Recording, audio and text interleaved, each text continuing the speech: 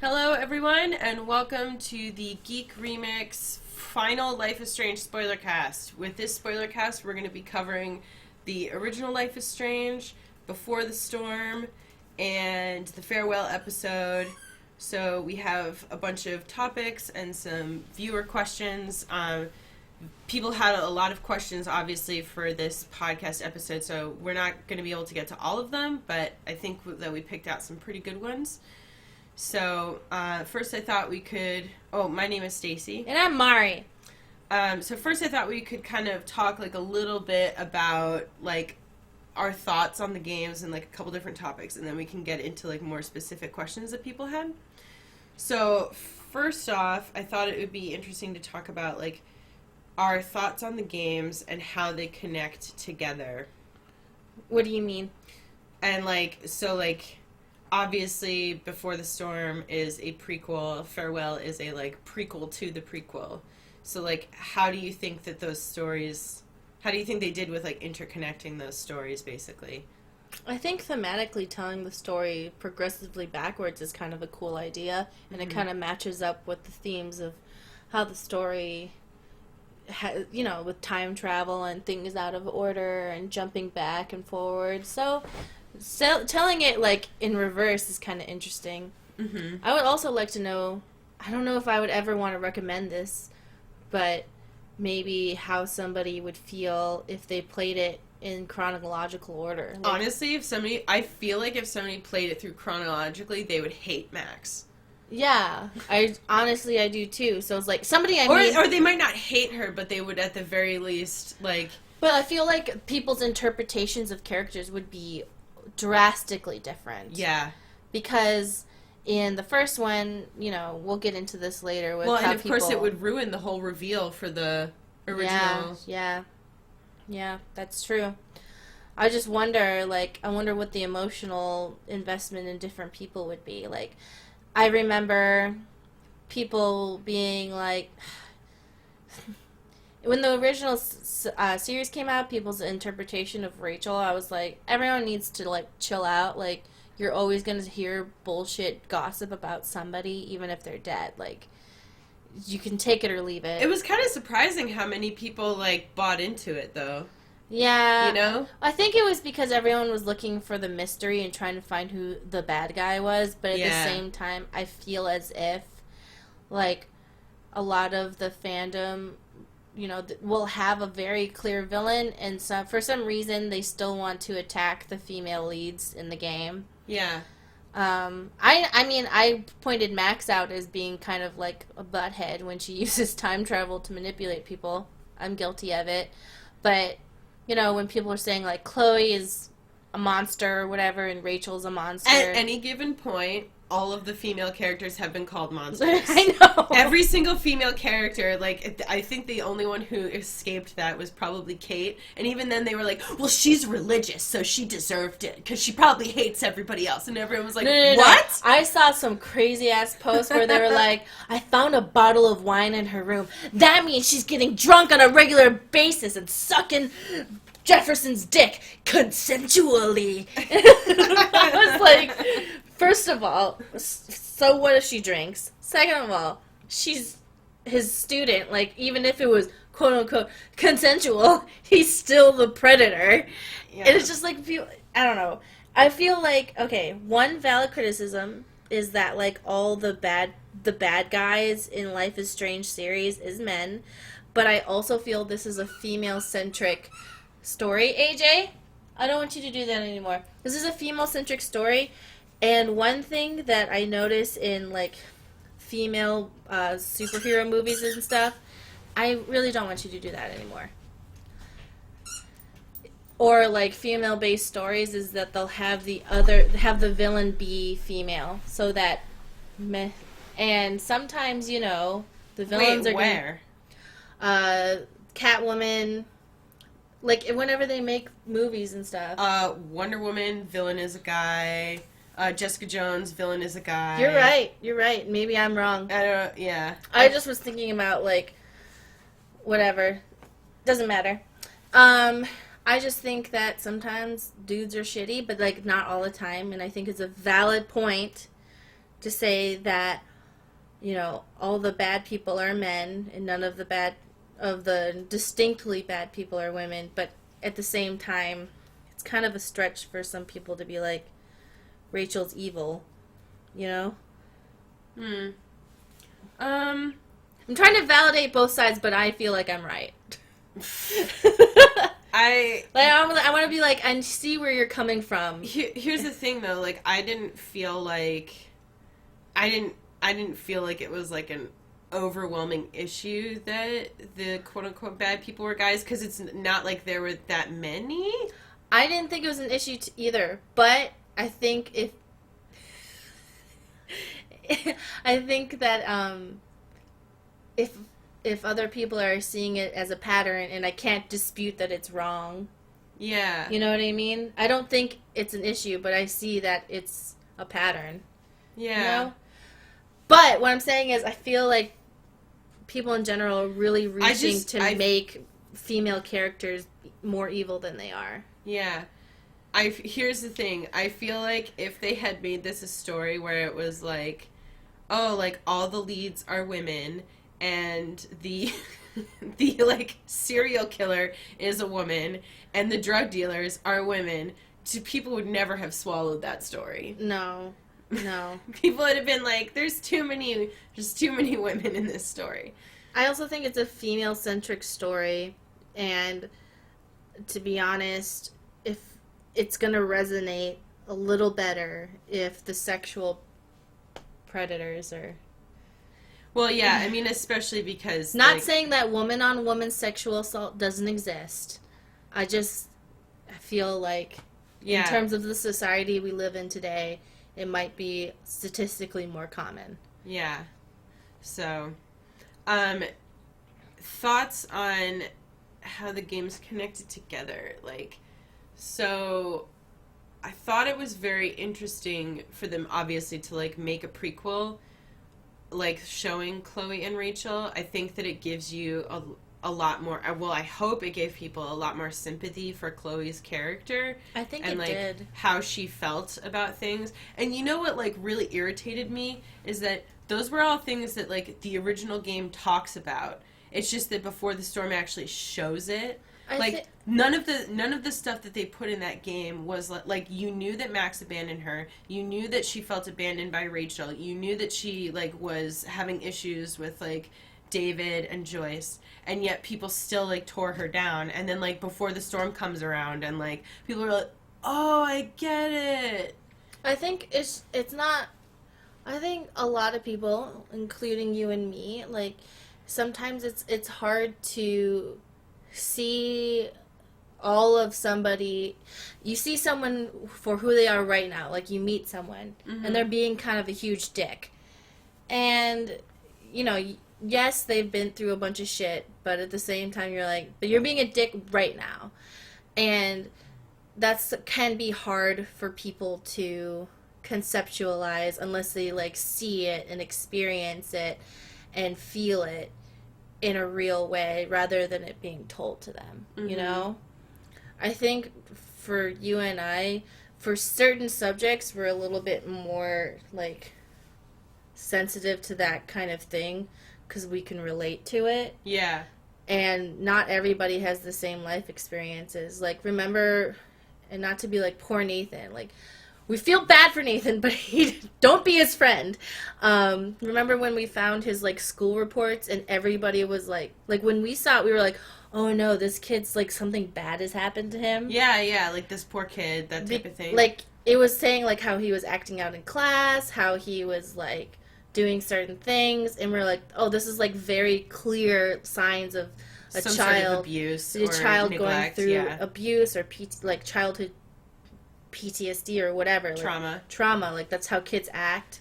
But other people were like, see, he acts up in class and he tried to destroy the Topanga. He's clearly insane. And it's like, yeah, he is clearly insane because he has a psychotic disorder and he's being severely abused. Like, it's hard for people to, like, you can hear about it, but you can interpret it completely different if you don't see the actual events unfold in front of your eyes. Yeah. I guess it was like really disheartening to see how many people like really have no clue like what mental illness is about. Yeah, it really does suck a lot. One of the things that we talked about in the original series was like I remember when it's like when they reveal like the medication that Nathan is on, which is a medication that I take. And like the things that like people like going on like Wikipedia and like reading about it and like pretending that they're like doctors, not pretending, but you know what I mean. Like, Yeah, they playing Wikipedia doctor and being like, well, I read on Wikipedia that it's like an antipsychotic, and then like, people just straight up making things up, and I was like, you just made that up, dude. That's like not real. I think some people would be like, well, he could be bipolar, and he could have, like, done something nice, had a bipolar swing, and attacked Kate, and then had another swing, and I was like, that's a lot of mood changes for one person in one night. That's not how it works. You're not, like, fucking Dr. Jekyll and Mr. Hyde, okay? You're not She-Hulk. Yeah. Chill out. Also, wanted to talk about maybe some of our favorite moments from the games. So, like, what are, or, like, favorite or, like, most memorable moments, because, and I can start with one of mine. So, like, probably one of, like, the cutest moments for me was the scene where Max and Chloe break into the pool. I was gonna say that, you bee. It's just I was like, as soon as you said that out loud, I was like, oh, pool scene. Yeah. There's an otter in my water. I know. I just found that really cute, and it just, like, that was one of those, like, little moments that just felt, like, so genuinely, like, I don't know, just felt so real. It's just a real human connection. Like, a real, like, human moment between the two characters. Let me think. And then, you know, the moment where Chloe and Rachel are, like, sitting on the train and they're talking to each other and they, like, share the headphones and stuff. I thought that was really cute. The human moments are pretty, like, that's what makes it, that's the thing that draws you in, I think. Yeah. And showing how Chloe and Max, you know, got to, you know, interacted with each other, like, in the farewell episode. Like, I mean, that was basically, like, an entire human moment episode that I just, you know, it was really cool to see it, because it's like you hear their friendship talked about in the original game, but to see just, like, a quick, like, episode of it was just really nice. Did you have any least favorite moments? It's tough to do least favorite, because at the same time that there are some, like, quote unquote, even if it's like a least favorite, it's like, okay, but it's necessary to the story. Yeah, you know I'm trying to think of one that I was just like, this doesn't, like, make sense to me in terms of story and stuff. Usually that's the things that I don't like, where I'm like, what are you talking about? The one thing that I maybe would say was the after credits scene for Before the Storm, for showing Rachel in the dark room. Yeah, I mean, we all know it's gonna happen. Just relax. Yeah. We got it. We know it's gonna be sad. You don't, like, I get it, art is sad or whatever the fuck, but, like, I guess it's gonna sound like I'm being a big baby and I just want happily ever afters or whatever, but you know it's gonna happen, and you're trying to savor that, like, good moment, that moment in time where Rachel and Chloe were happy together. Mm-hmm. And then they're like, hey, remember this dark thing that happens? And you're like, yeah, I mean, I remember. But Thanks. Don't forget, she's gonna die. And you're like, and it just didn't feel like it fit. Yeah. It felt like, I get it, you know, it needs to be said or whatever, but did it need to be said? Well, see, here's the difference, though, is I feel like that the way that, I felt like it was just trying to be dark just to be dark. So the way that Before the Storm ends and the way that Farewell ends are kind of similar in that they both, like, come back with this reminder of, like, yeah, but everything's going to shit, and you know that everything's going to shit, but for some reason, I felt like in Farewell it was almost necessary to show that. Like, to show the moment where, like, Chloe is crying and sad, and, like, you know that Max is, like, not going to stay in touch with her. For some reason, for me, that felt that, I don't know, like... For me, I think a lot of Life is Strange's themes revolve around... Emotional manipulation? No. About enjoying the moment... Manipulating the emotions of the viewer? Enjoying the moments in time that you have with the people you care about, even though you know it's going to end badly. Because that's literally what life is. Like, nothing lasts forever and blah, blah, blah. So you just need to enjoy what you have and make the memories so you can look back on them. Like, in the original series, like, I think the theme was, like, if you get a second chance to hang out with Chloe, because imagine, like, we hadn't seen each other for 5 years, I walk into the bathroom, and you got shot in the stomach, and I'd be like, God damn it, why didn't I call her all those years? Mm-hmm. I wish I could have a second chance! And then you get a second chance to hang out with Chloe for 5 days. Mm-hmm. And it's dope, and you get to have those memories. You get to remember her and see who she became and all that junk. Mm-hmm. And that's a good thing. And Are you recording this? Yeah, it's recording. What? Are you supposed to be recording it on that? No, look, it's on the video file. You had Audacity open, so I was confused. It's okay, don't worry. Okay. What was I saying? And in Before the Storm, it's all about...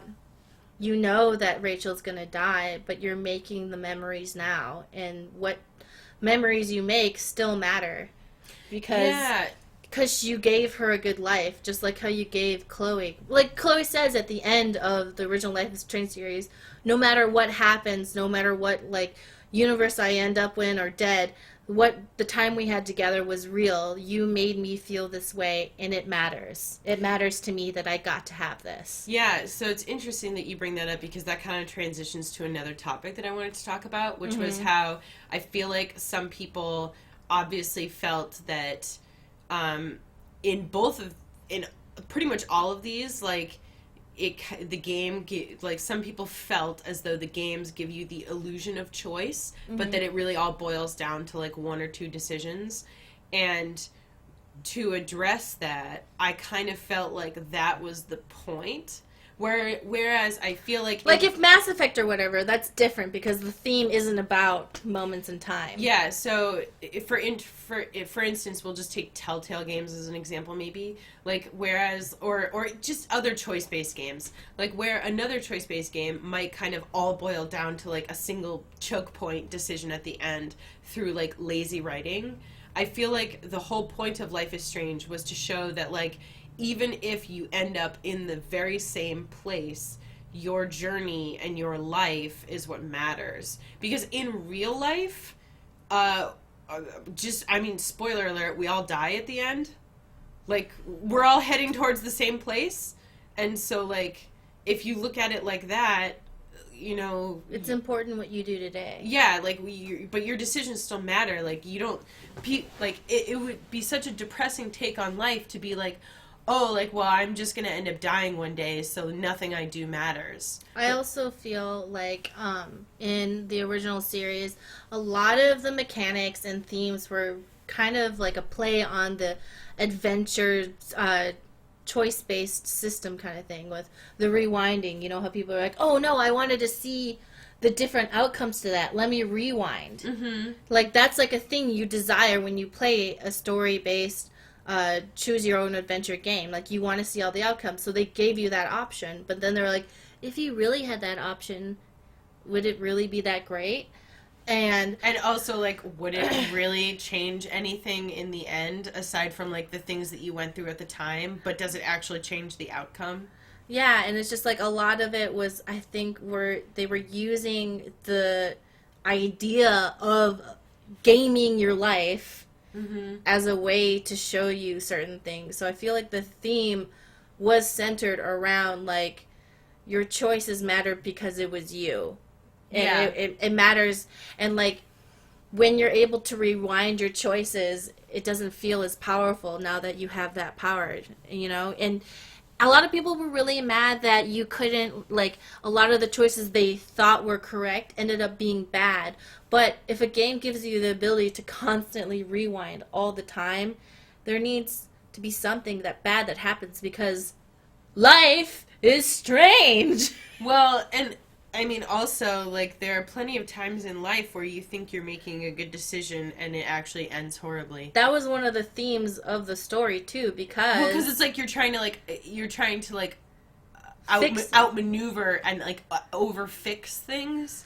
You know, like, it's like you're meddling. Yeah, you know? one of the themes of the game was Max has to grow up and learn that even if she was trying to be a good person and trying to help, she still messed up and she still needs to say sorry and fix it. Like, that's what happens in life, where you think you're trying to do the right thing, but really you might have been doing something a little selfish and it might have hurt somebody. It's like the whole thing with Alyssa.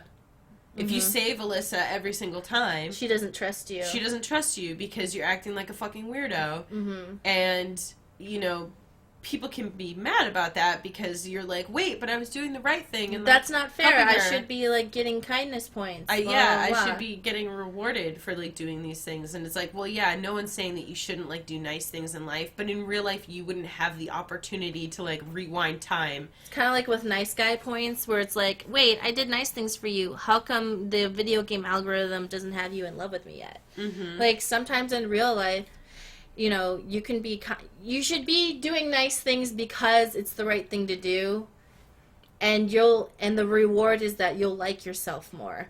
Mm-hmm. The reward is for yourself, not to gain things. Because if you're a mean butthead all the time, chances are you're going to think that other people are thinking the same things of you. But if you're a nice person, you'll like yourself more and you'll be happier. And that's the reward. Even if other people don't reward you for it, you can always reward yourself. Yeah. Well, I mean, it's like also like, are you happy with yourself as a person, or do you need other people to validate like what you know is right? Mm-hmm. You know, Mm-hmm. it's you know, it's the same thing with like a whole bunch of things about yourself. Like, do you do nice things for other people because you think that you're gonna get something out of it? Are you nice to people because you think that that's what you should do, but not because that's what you want to do? It's kind of like when people talk about that whole like, well, but like if there weren't any laws, then everyone would just murder each other, and it's like, okay. And then how did we get to this stage yet? Yeah. There was a time where there were no laws. Yeah. And I mean, obviously, like, yes, we should have laws, but at the same time, if all that's stopping you is, like, from, like, murdering people is, you know, it's one thing for it's, like, you know, speed limits help traffic accidents, but, like, if the only thing that's preventing you from murdering people is a system of law, and not because you don't actually want to murder people, you know, that's, like, a whole different issue. What do you wish the games would have done differently? I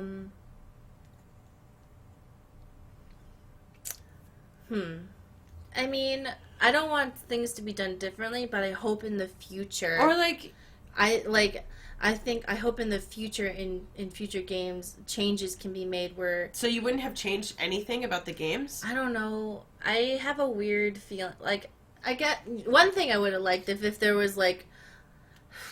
Even like maybe one of the main characters was Native American, if they were going to use so much Native American ideas, for sure.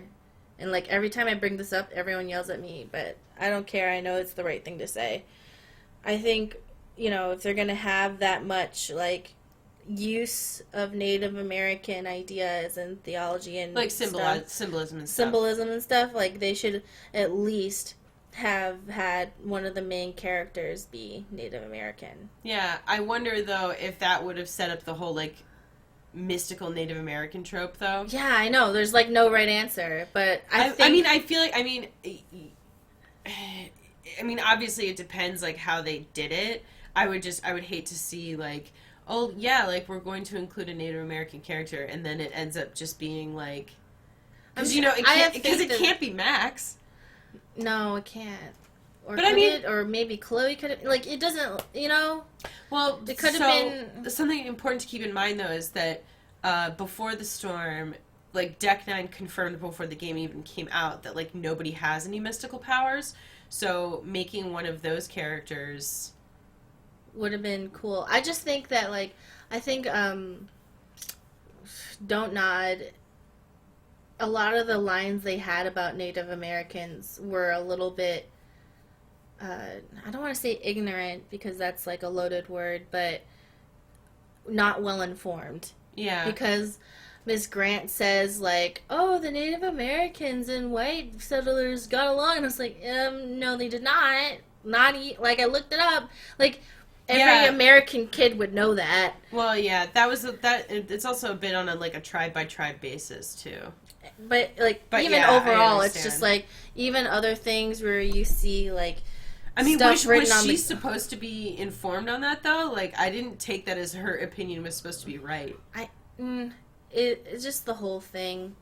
I mean, you would think that she would know, being like it's. You think being an American that she would have the right idea? I would think that she would have her being a chemistry, whatever teacher, and like her talking as if she knew what she was talking about. Like, I don't know.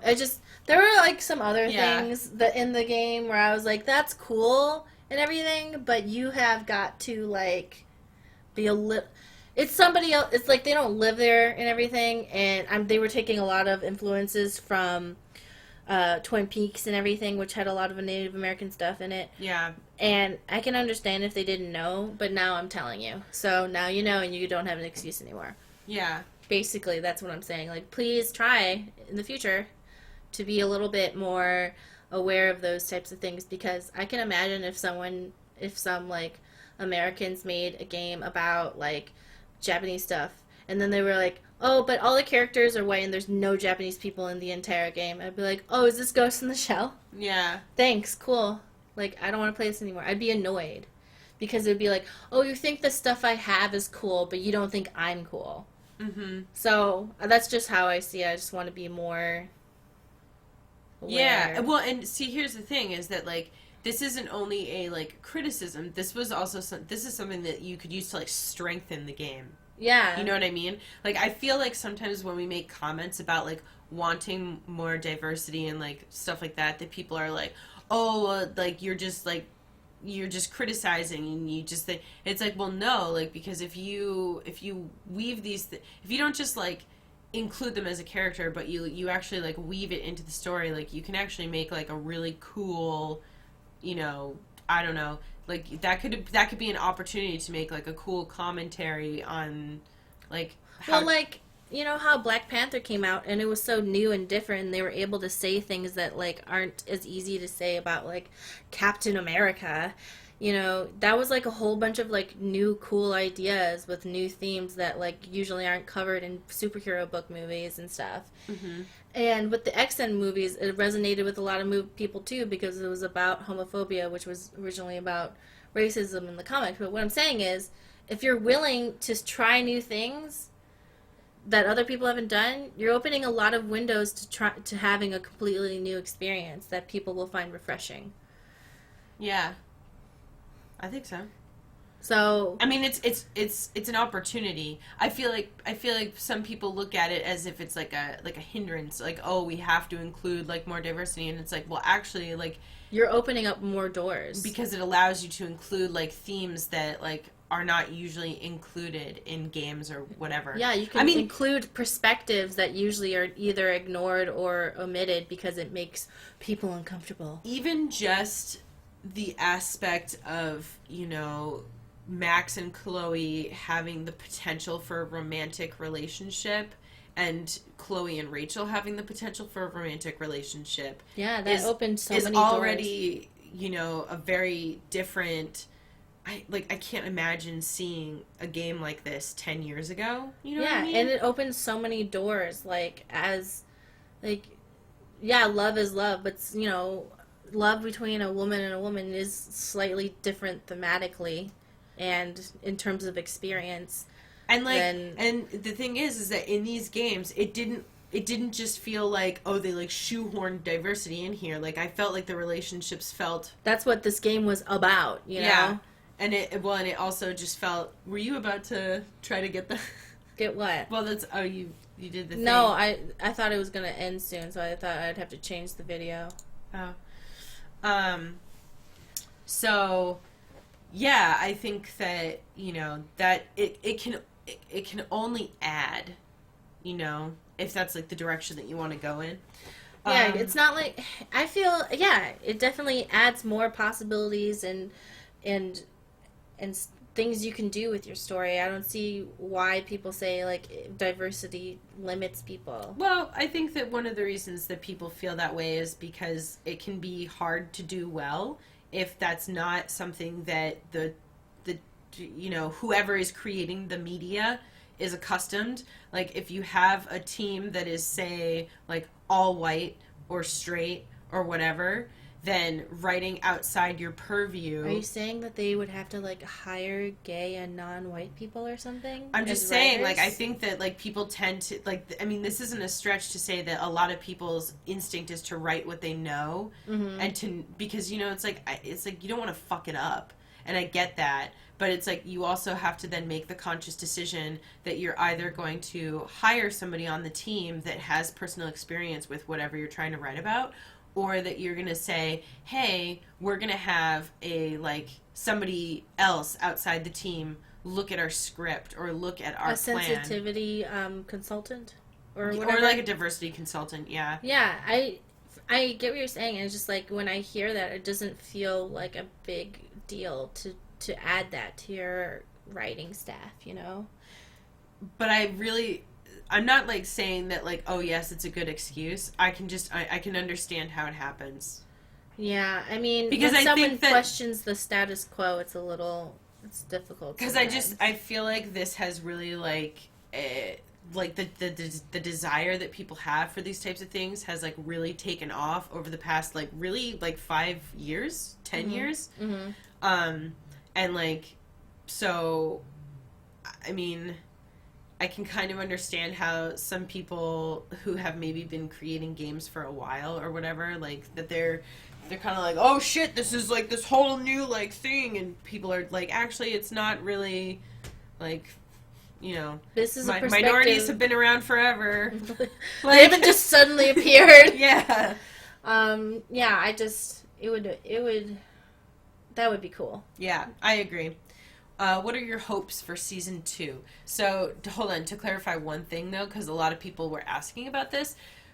Don't Nod has confirmed that season 2 will be with an all-new cast. That's what I've wanted. Yeah. Always. But I just wanted to, like, let people know that going into this, because, obviously we're not gonna...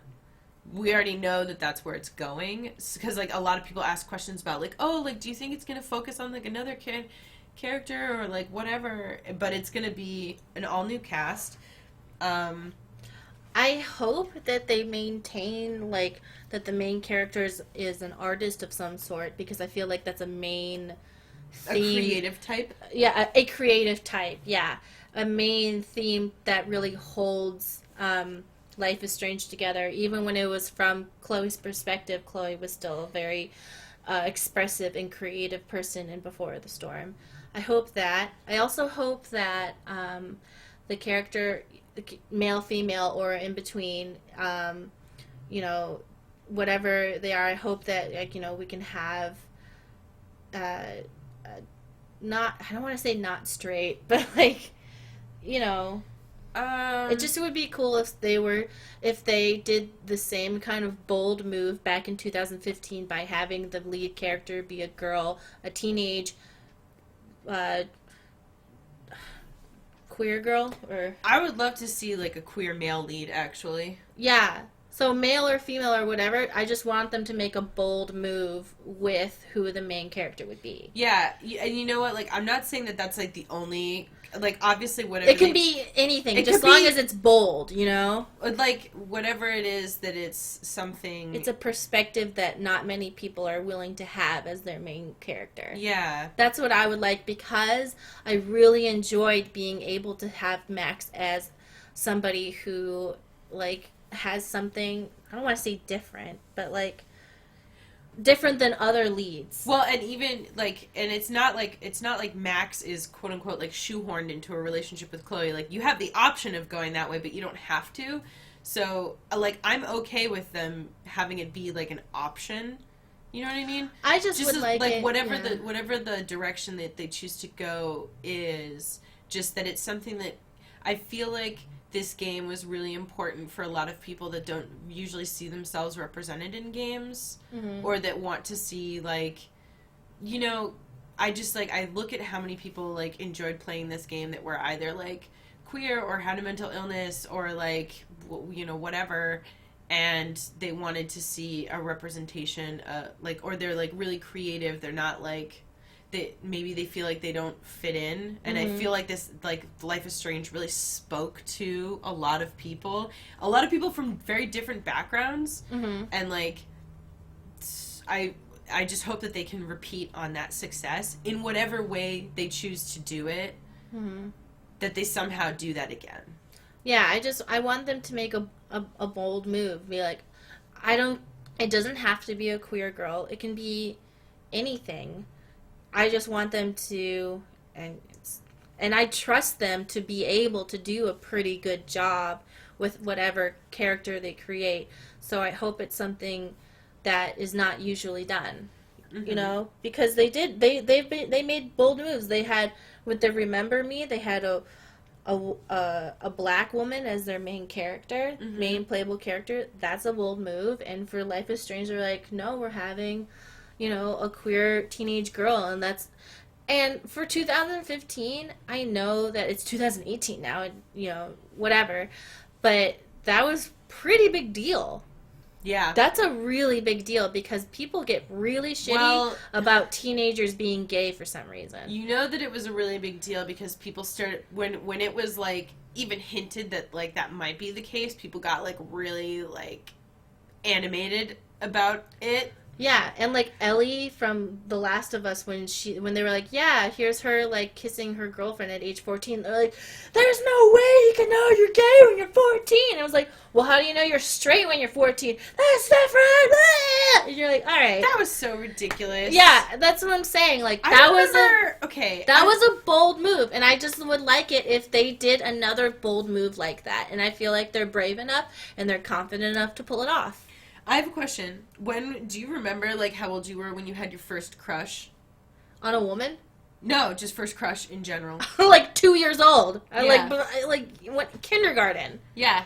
You know? See, that's the thing. It's like I remember having like crushes when I was like literally in like first grade, which is like what, 6 or 7 years old. And you're allowed to do that. Yeah. And I mean, it's not the same as a crush that you have when you're 14, but still, like, I just always think it's so ridiculous when people are like, oh, like, how would somebody know at that age? And it's like, ah! How did you know? How did you know? Exactly. Yeah. Don't say anything if you don't know. So, all right. So, did you have any other thoughts on, like, topics of the games or things that you want to talk about before we start getting into some questions? I don't think so. Okay. We're starting out with a great question. What do you think about how some people view Chloe and Rachel or Chloe and Max's relationships as manipulative? The game doesn't really give Chloe the option to say no to things that Rachel does, but as Max, you can say no to things that Chloe suggests. What do you think about the differences in how these relationships are portrayed? Maybe it, like, you know, I respect other people's personal experiences, and she might remind people of certain things, but I never personally felt manipulated by Chloe because I always felt like I understood where she was coming from with the different things she did. However, like, if I had a different experience where different shit happened, you know, I'd feel that way. Like, when everyone was, like, super pissed at Chloe for being mad at Max for answering her About phone. the phone call.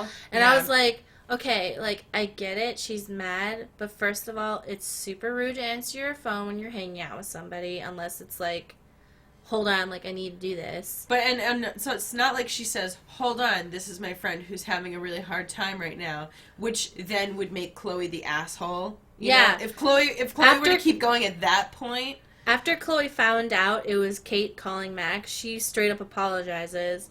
But, like, from Chloe's point of view, Max had just abandoned her for 5 years, and this is the first time her and Max are, like, seriously hanging out. Yeah. So she's going to have anxiety about Max not thinking she's important. Oh, man. And, like, when you play through, like, the other episodes, and it really, like, shows you, yeah, like, you think she might have a little anxiety about, like, being ignored or being abandoned. Yeah, so I feel like I understood where she was coming from whenever she was being like, hey, look at me and pay attention to me. Because nobody else is giving her positive attention at that point in time. Mm-hmm. And also, Max was like, I'll never leave you, JK, bye. Like, I could understand why she was acting the way she was, but I can also understand if somebody had a different life experience than me, that would be, like, well, it's a kind red of, flag. it reminds me of, like, you know, people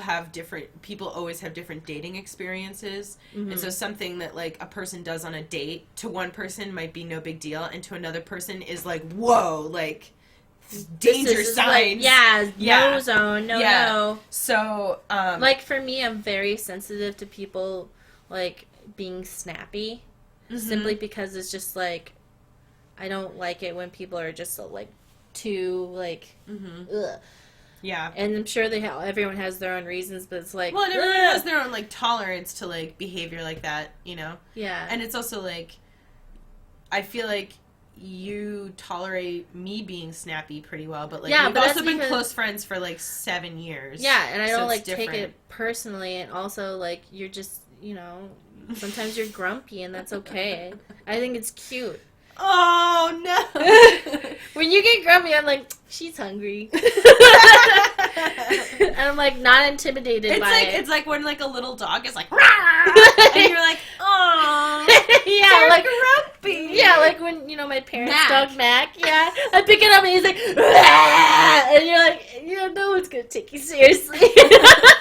Come on. Personally, I never felt manipulated by either Chloe or Rachel, like, in either of the games. Mm-hmm. But like you said, I can definitely see but the thing is that in both of those instances, I was pretty much, like, along for the ride with whatever they suggested. Yeah. So it's like when they were saying, like, let's do this thing, I was like, yeah, I'm totally in. And I could totally see if I was somebody playing the game who wasn't down with the decisions that they were making, that it might have felt differently, you know? Mm-hmm. Because if the game doesn't give you the options to kind of, like, be true to, like, what you think your response would be, like, I felt like the game almost was in your brain. Yeah, like, I felt like, you know, oh yeah, like, I can do, like, what I would do. But, like, if somebody didn't feel that way, if they didn't feel that their, like, natural choices were represented by what the game offers, then I could definitely see them feeling, like, a little manipulated, because they're like, oh, well, like, I have to go along with, like, what it's telling me to do. I don't have a choice. And, you know, the one thing that really, I was like, Rachel's not manipulating us. She tried to, like, take the bullet for us, and we wouldn't let her. Yeah. Yeah. That one is, like, for sure. So... I'm just opening up another video. Ignore me. Okay. Yeah, I mean, I didn't... And, I mean, obviously, like, we will have different experiences with these things because we've obviously...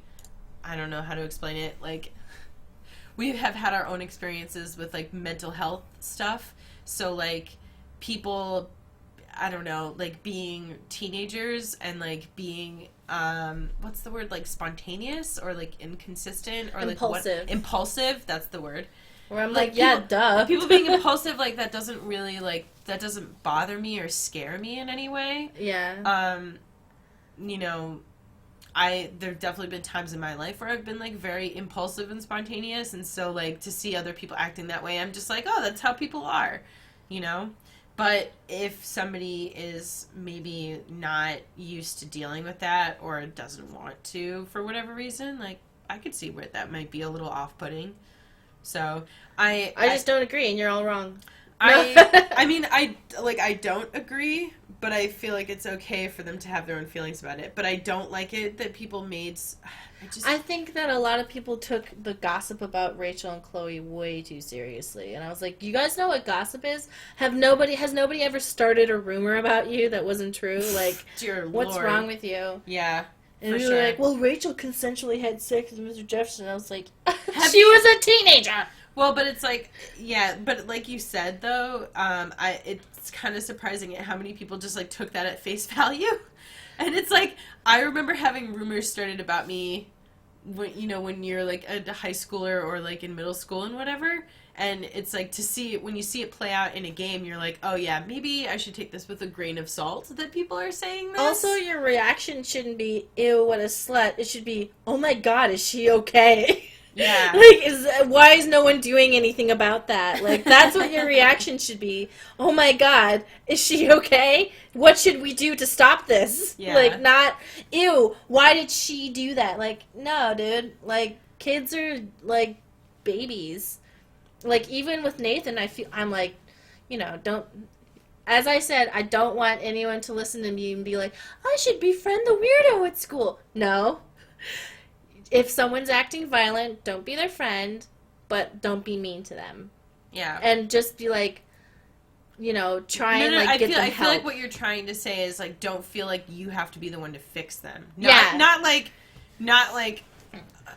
Yeah, if somebody's, acting out like violently like how Nathan does, it is not your responsibility to fix them. And if they hurt you, get the fuck out. But at the same time, I have sympathy for him. He has a mental illness, and he's a teenager, which is extremely hard for people who go through that. And I feel like it's very hard for people who have not been in that place to understand what it's like. And he was manipulated by an adult, and like stuff like that. And a couple of adults. And yes, he killed somebody, and he should be held responsible for that. But he should also be getting help for his mental illness. Yeah. You know what I mean? Like, anyone under 20, like, I'm always like, I don't know, like I take responsibility for things you did, but at the same time, like, you're still a kid kind of thing. Yeah.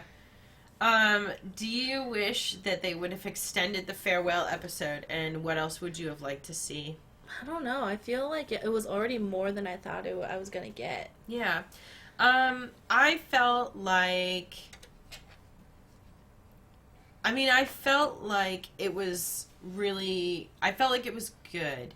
And I felt like it did a good job of showing like a little vignette of like Chloe and Max's friendship, but also it was more than just like, oh, here's like a nice farewell between friends. Like, I feel like what they created that for was really like the purpose was to show like Chloe's trauma from Max leaving and abandoning her, I don't think that episode was just created to be, like, a sweet, cute little thing. Like, I feel like they purposely included the scenes at the end. Showing Chloe's hurt at the end, I was like, finally, everyone's gonna feel real bad about Megan saying Chloe's a butthead. Yeah, so, on that note, what was I gonna say? Hold on, there was another...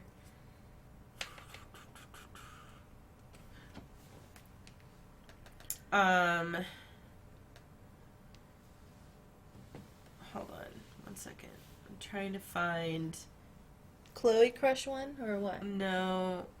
Oh, okay, You so... haven't said anything about my hair. I saw it. Yeah, but you didn't say anything. I liked the photo on Instagram. Are you serious? Yeah. I don't even know if you like things on Instagram. You have to say it to me in real life. What? It looks fine? I can't believe you just said that to me. You're supposed to say it looks good. I mean, you have it up in this, like, weird pseudo, like, what are you even doing with it right now? I'm playing with it, but, like, what do you think of it? It looks good. Thank you. It looks the same as when you got it done last time. I know, but, like, you still should say something. Okay. How did Before the Storm influence your thoughts on the first Life is Strange? For example, while I at first thought Chloe was being too hard on Max about leaving, after Before the Storm I understand her a lot more, and I think she's a saint for not feeling even more bitter towards Max. So how did Before the Storm influence your thoughts on the original Life is Strange? I was right about everything. Rachel's a perfect angel, and you all believe stupid rumors about her. No, actually, it made me, like... Because I just figured that Chloe and Rachel were together. And I was like, they must have been really in love. But didn't really, like, have an entire intricate thing about it in my head. So I was able to see, like, what exactly it was about Rachel who that, like, really saved Chloe in a moment in her life where things were just falling apart. Mm-hmm. And even though when Chloe gets mixed up with Rachel and it's, like, a lot more drama and stuff, Chloe really needed somebody who actually needed her. Who was, like, on her side. A, on her side. B, needed Chloe. Like, Chloe needed to be needed. Mm-hmm. I feel. And she needed somebody who really wanted to connect with her, and Rachel was definitely there for that. Yeah. So I feel like it kind of I can't imagine how Chloe would have, like, I feel like you could see that it was heading towards, like, so much just, like, self and life hatred on Chloe's part. And if Rachel hadn't showed up, and I'm not saying that she, like, rescues her, but that she kind of, like, she makes Chloe feel like, no, like, you're a really cool person and you're worthwhile to be around. And, like, they don't have to specifically come out and say, like, and Max, like, did, like, abandoned you and didn't appreciate you, Mm-hmm. but that Rachel makes her feel like a worthwhile person, even though people at school and, like, her family are not making, and, like, Max's abandonment is making her feel not very appreciated and not worthy. Mm-hmm. You know? Mm-hmm. That's just a really tough spot to be in.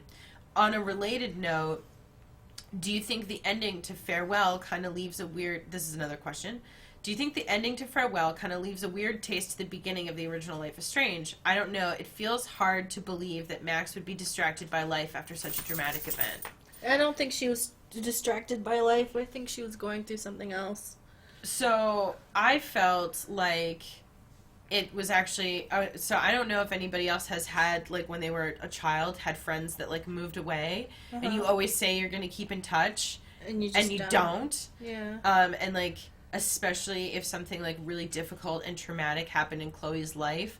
I don't feel like Max was, like, necessarily distracted by life, but it's also possible that, you know, that she's either going through her own, like, grief about moving away, or that, you know, she just didn't know what to say. Or like, she was just avoiding a tough feeling. Like, because, I mean, it's tough to be a kid who is trying to help your friend through loss. Like, Max... I'm not saying that, like, oh, this, like, is, like, gives Max, like, an excuse. This is just a reason. This is just a reason, like, an explanation for her behavior. But, like, you know, Chloe's in a really tough spot, and, you know, Max is a kid and might not have known exactly what to do about it at that point. This is also, I don't know if... so Life is Strange takes place in 2015, so that was... No, it takes place in 2013. 2013, so 5 years before that is 2008? Mm-hmm. So, like, I'm wondering, like, did they have cell phones? No, they did. They did. Yeah, they're texting each other. I meant, like, when they were in middle school. Oh, whatever. Like, when they first moved away, like, I wonder, like, did they have cell phones that they could have kept in touch with each other? Like, I imagine it being more like Max just doesn't know what to say and so just doesn't say anything, Mm-hmm. you know? Yeah. I don't think that it was necessarily... And before the storm, Chloe, actually, if you look through her phone, it shows Max not, like, replying to her texts after she moves away. But I thought that was later, though. No. Because they move when they're in, like, 7th grade and before the storm takes place a couple years later. No, they move right when they were in freshman year. Right when Chloe goes into freshman year. Remember? We had a whole thing about it. But I thought that, like, at the end of Farewell is when she moves. And there's time between the end of Farewell and the beginning of Before the Storm. Now I'm just confused. Yeah. Because she was gone for 5 years. Yeah. So she leaves at the end of Farewell. So that's, like, several years before the beginning of Before the Storm. Okay. Or at least a year. Time happened. Time. So... But anyways, I think, I don't know, to me it felt realistic. I know that, like, honestly, like, I even had friends from, like, high school and college that, like, I stopped, like, really close friends from high school and college that I stopped talking to, like, as soon as I left. It's over. Bye. It's over, like, goodbye, I've moved on. just because I mean, it just happens. That's just what happens sometimes. And there's like a million kids listening to this right now having crippling anxiety. about all the friends they've abandoned? Or being abandoned or whatever. Oh, yeah. Hey, guys, guess what? Even though you're having anxiety about being abandoned by your friends... You're not going to care. First of all... Your friends are stupid. No, you will care. Yep, your friends are stupid. Stop! Don't listen to Stacy. You will care, and it will feel bad, and it'll hurt, but you'll make new friends. They're losers. Don't make friends. Okay, stop. You're fine on your own. No one's going to look out for you except for you. Shut up. Come join my apocalypse cult. No, because that's basically relying on other people. That's how they get you. Don't listen to Stacy. She's a fucking cult leader. That's how they get you. No, don't join her cult, because as soon as, like, it always ends up, you have to fuck the cult leader to get to Jesus or whatever. No, don't listen to her. I don't want that. You're the one that's having the sex cult. How is that better? Because it's gonna be non-religious. It's just gonna be, this feels good, let's do it. And that's it. There's going to be no deities. Okay. Anyways. Just because the cult word sounds good, it's not going to actually be a cult. How has Life is Strange affected your life personally, and what do you think its impact will be, either in general or on you in 5 to 10 years? I feel like it's going to be one of those movies, but it's hard for video games to kind of be cultural cornerstones because they get outdated so quickly. But I think this is going to be one of those games where people are like, you know, Resident Evil, or not in like the emotional effect, but this is a cornerstone in like game history. So I feel like for the people who were affected by this game, it's completely different than all the other video games, because this is not just like Resident Evil where you're like shooting a bunch of stuff. No, that's not what I meant. I meant as in like, this is going to be one of those like PowerPoints where like, this is the year Resident Evil came out, and this is the year Final Fantasy first started doing things, blah, blah, blah. That kind of thing where it's like, this was an important moment in gaming history. I feel not like I feel emotionally touched by shooting zombies. Yeah, I feel like the impact is more like for the individuals. It's like for somebody who felt like, whoa, this is the first time I've seen myself reflected in a game. Either, you know, well, so I guess like I'll explain that like for me, when it comes to like how games have affected my life, like years down the line, it usually doesn't come down to like the game itself. It like has to do more with like the context that it had in my life at the time. So like even when I look back to a game like the original StarCraft, like the game itself, yes, was like really fun, and playing it was fun, but like the thing that's memorable to me about it is that like I used to play against my brother, and like that was the part that was really fun. So like when I think about Life is Strange and how it affected my life and how I will look back on it in the future, I look on it as like all the midnight recording sessions that we had, like all the crazy Tumblr asks that we used to get, like all of like the videos that we used to make about it, and that like encapsulates like the whole game experience for me. It's not just like the game itself, it's also like, you know, getting like the first time that we ever like were approached by like developers of a game that said, hey, I really like your videos, and how that made me feel. You know, getting to like talk to like the people at Don't Nod and like share our thoughts on the game, and like feeling like we contributed in some small way to like the community that surrounded this game. All of that stuff to me is like how Life is Strange affected my life, not just the game itself, you know? I think the game in terms of society is going to have like a similar impact as like, let's say, Silent Hill did, because not anything beyond 4, but the first 3 were like pretty like emotionally impactful for a lot of people, and I know to anybody who's never played Silent Hill is going to be like, what are you talking about? But the Silent Hill series was they like put a lot of effort into like showing different people dealing with trauma differently, dealing with loss differently, dealing with different things, and the whole point of Like, Silent Hill was that kind of thing. And also, just aesthetically and in terms of game design, it was completely new and novel, just like how Life is Strange is. So I think there's going to be a lot of people who have that same kind of level of passion for that, like, strangeness and emotional impact.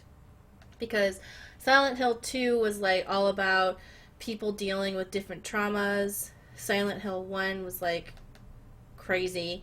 And Silent Hill 3 was about a girl, and, like, a lot of the monsters were, like...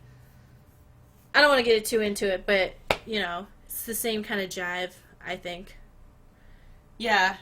I feel like it's going to be an important point in, like, how the direction of games, you know, where games became a little bit more trying to be... I don't want to say art, because that's, like, not what I want to say. Art. More emotionally engaging, more... Yeah. Where the writers felt like they could really go for it in terms of writing something both weird and close to life. I was going to say close to life. Yeah. Because I feel like this game tackles, like, a lot of, like, real issues and was... not just, like, some sort of side, like, weird, quote-unquote, weird indie game. You know what I mean? Because it's, like, there's always those, like, one-off, like, small games that, like, will tackle, like, mental illness and stuff like that. But I feel like this was, like, an example of, like, a game that reached a lot of people, that tackled a lot of, like, really stuff that doesn't normally end up, you know... I think it opened up a lot of doors about people being more okay, like, props to BioWare as well, more okay with gay lead characters, with, you know, with Setsuna's Sacrifice, Hellblade or whatever. Senua's Sacrifice, Hellblade or whatever, where she's dealing with a mental illness. I feel like Life is Strange might have made people realize that, like, storylines featuring non-mainstream characters can be mainstream and are desired by many gamers, because before Life is Strange there were games that, like, challenged the norm, but this was something that blew up with characters and ideas and themes that most game publishers genuinely thought were like, no, Americans don't want this. Yeah. But turns out they do. If you could further explore the story of one of the side characters, who would you choose and why? I guess Nathan, just so people could understand, like... Have more empathy? Well, here's the thing. He killed somebody. That's fucking bad. And he was like a rapist. And actually, you know what? I take back what I said. Because I feel like there's a different character that can be used to explore those themes without them being a murderer and a rapist. Mm-hmm. So maybe not him. Maybe, yeah, never mind. I take that back. I think my desire is that there be more characters that explore those experiences rather than picking Nathan, because I feel like that would be counterintuitive. Yeah. I feel like it would be really interesting to take a look at a portion of the story from Kate's experience and her experience with bullying, because obviously Life is Strange, like, touches on that at one point, but I mean, it's tough for me to say, like, oh, the game handled it well or didn't handle it well, because, like, that's not something that, like, my mental illness stuff was usually, like, confined to, like, myself, but, like, I think that it would be really, like, a game would be a really interesting way to, like, put the player in the position of somebody who is being bullied and show, like, oh, yeah, so, like, you know how in going through something as traumatic as what Kate went through. Yeah, and it's like, oh, yeah, you know how you think that there's supposed to be, like, a right answer that victims can give that's supposed to, like, make everything better? No. Turns out there isn't. Everyone's gonna, like, you know... treat you like shit. Yeah. And also there's the fact that that the people in the game thought she deserved it because she was, I guess what they seemed to think was slut-shaming, because she was religious. It was like 100% slut, yeah. Well, she was slut-shaming them. Yeah, but, like... It's like... But they were also, like, slut-shaming her. Everybody was slut-shaming. Yeah, so it would be interesting because, like, even if you do something shitty, you shouldn't be bullied. People should call you out and be like, shut up. Yeah, so... But not, like, set you up so you're drugged at a party. Like, Yeah, you know what I mean? Yeah. Not go full Carrie on her ass, alright? Yeah.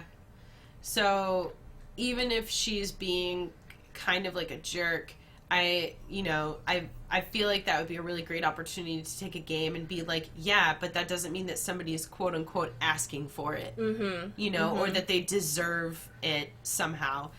Like, there are plenty of times in life where, somebody's behavior might be really frustrating, and, like, when they get their, like, quote unquote comeuppance, you feel somehow validated in your anger at them. Mm-hmm. But, like, I mean, especially in the cases where it's like, this is like a teenager, she got bullied to the point of trying to kill herself. Which is never cool. No. So, yeah, I feel like that would be a really interesting story to tell. It'd be tough to play. God, I can't even imagine. But I feel like... there would be a DLC side episode at most. That's all I can handle. Yeah. What are your final thoughts on Rachel? Did she live up to the image of her from the original game? I think so. I think I really understood why everyone thought she was so, enthralling? Enthralling. And, like, I feel like... And perfect and blah, blah, blah. And I also got to see the part of her that other people didn't get to see and be like, see her as a real person with real pain and real experiences. And I took, Before the Storm as an opportunity to think, like, to see somebody before they were killed, basically, and understand her. And whatever. It's fine, don't worry. Yeah, I felt like it made it clear why Chloe was so intent on finding her. I also liked that they kind of took this person who was, gossiped about and stuff. I mean, the gossip stuff, like, that people took it so seriously really frustrated me because it's like, guys, you're listening to, like, opinions that are scrawled on the back of a toilet door. Do you know what I mean? This isn't evidence. This isn't like evidence of, like, who a real person is. Like, you see graffiti all the time that, like, you listen to a girl with a pink sweatshirt on calling her a slut. Like, what? Yeah. So I felt like it was really nice for the game to show her as, like, a full-bodied character with her own, like, wants and desires and, like, fears and stuff. I really need water. Continue.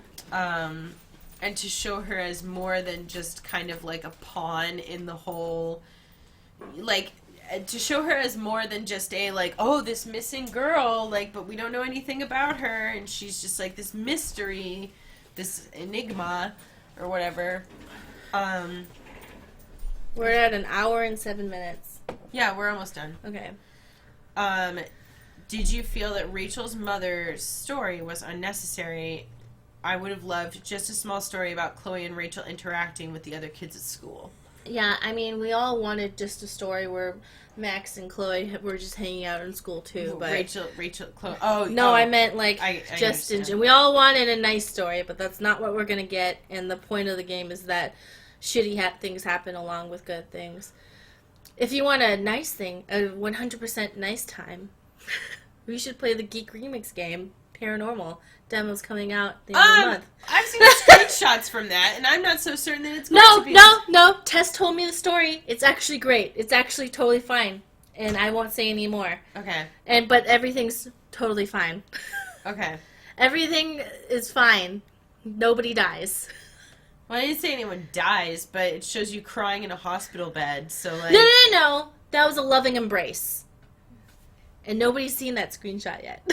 Oh. Only you have. Really? Yeah, only, like, I haven't posted that publicly. I thought that I showed Tess it to posted you. that. She might have, maybe. I really thought Tess posted it. Maybe, but it was also something that she showed me behind the scenes, so I didn't want to give away any spoilers. But basically, any sad stuff you see is not as sad as it seems because it's supposed to be a good moment. Ah, I see. It's supposed to be a bonding moment. I felt that the Rachel's mother story, so I feel like where people were maybe, like, frustrated by that, I don't know, it's kind of like, oh, like, didn't you want to just see a story where, like, nothing bad happens to anybody, or where life isn't complicated?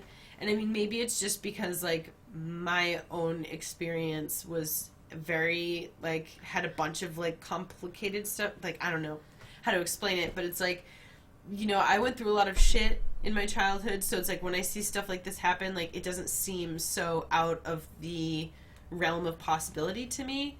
It's kind of like when people are like, oh, like, how realistic is it that there's, like, more than one gay person in a group of friends? It's like, it's actually very likely. Extremely super duper likely. Like, 100% likely. Or, like, how likely is it that there's going to be, like, more than one person with a mental illness? It's pretty likely. Yeah, that's actually a lot of the times when you're saying something shitty, someone's silently looking at you and hating you. Yeah. Like, someone in your friend group is either silently suffering and thinking what or you're saying. Or knows somebody who is. Yeah. Silently suffering and thinking, oh, I must not have a mental illness because my friend is a huge douchebag. You're saying douchebag things, so I'm going to invalidate how I feel and not get help. Thanks. It's 100% your fault, mystery guy that I'm imagining in my head. It's you. You did it. Your friend died. So anyways, I felt like it was also important to show that, like, Rachel's character, I don't know, that she had, like, struggles, you know? That it wasn't just like, oh, she just, like, runs away, you know? Just cause she felt like it. Like, she's just that whimsical. Yeah. She's your manic pixie dream girl. She has no problems of her own. She's only here to fix yours. Yeah, she's only here to just be, like, you know, like quirky and weird. Quirky counterpart to Chloe. And, like, then she just runs away for no good reason. And it's like, but that's not really how life goes. So, well, Stacey, don't you know the girls who are kind of quirky and weird, like, they're not allowed to have their own problems. They're here to save you. Yeah. So, did you have any other topics that you wanted to discuss before we wrap this up?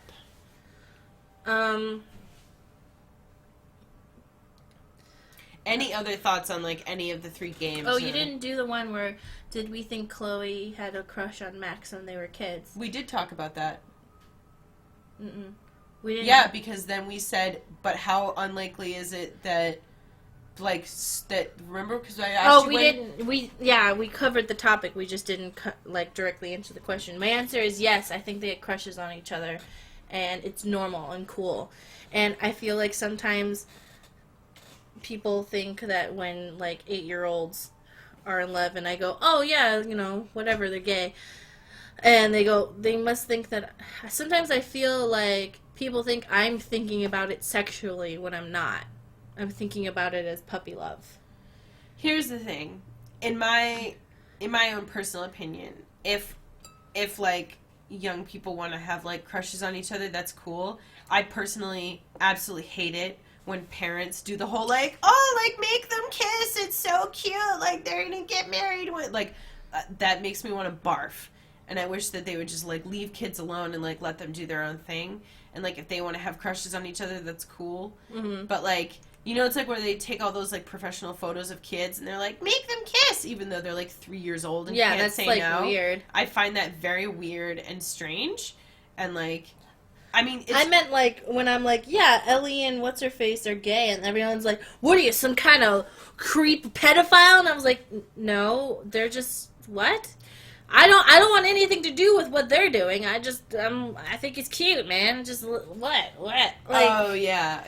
Yeah, I mean, because it's of their own volition. Yeah, they're doing it on their thing. Yeah. Yeah? And I'm like, that's cute. Or, like, when Chloe and Rachel kiss, and I'm like, yeah, kiss, kiss, kiss. I'm like, yeah, because it's cute, man. I don't want to be in it. Like, yeah. I don't want to be in the middle of the teenagers. I just want to be like, yes, they do that.